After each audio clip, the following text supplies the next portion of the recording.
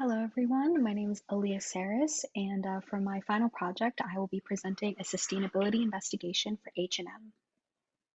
So first, let's just start with what is H&M? So as most of you probably know, H&M is a company that specializes in clothing, footwear, and accessories, and it is a Swedish brand that was formed in 1947. So H&M's vision for a more sustainable, ethical future comes in three parts. One, leading the change. Two, a circular and climate positive fashion industry. And three, fair and equal business practices.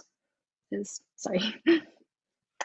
So first and foremost, leading the change to H&M means engaging with stakeholders. It means encouraging innovation throughout the value chain, but most of all, it means transparency. And what H&M means by that is using third-party evaluation systems such as the Hague MSI or the Hague Material Sustainability Index, as well as the LCA, the Life Cycle Assessment, in order to evaluate the sustainability of the materials from start to end. So right from the sourcing all the way to its disposal.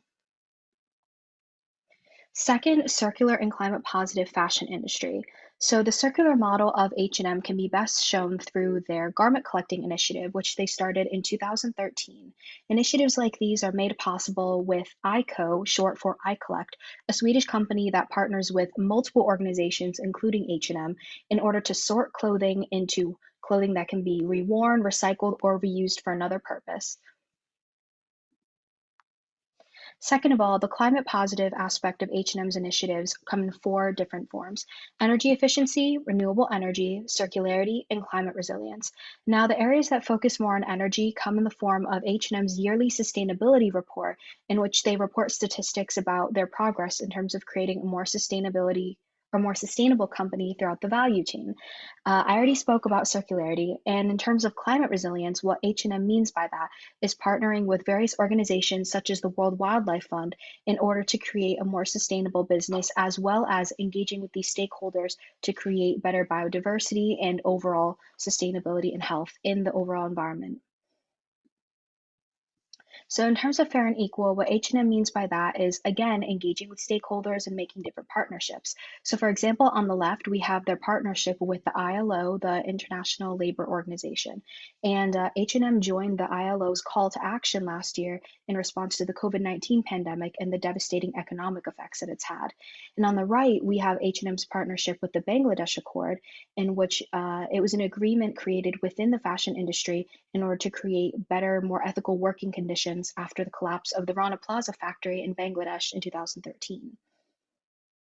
So overall, my analysis is that H&M has a good start, but a lot of work to do. I believe their primary concern is addressing past greenwashing allegations, as well as their human rights and working conditions violations that they've had in throughout much of their history. My primary recommendation to H&M is employing what Michael Porter calls the creating shared value method. So in this method, essentially what Michael Porter says is that businesses can create social value while creating economic value and vice versa. So the two are absolutely not mutually exclusive.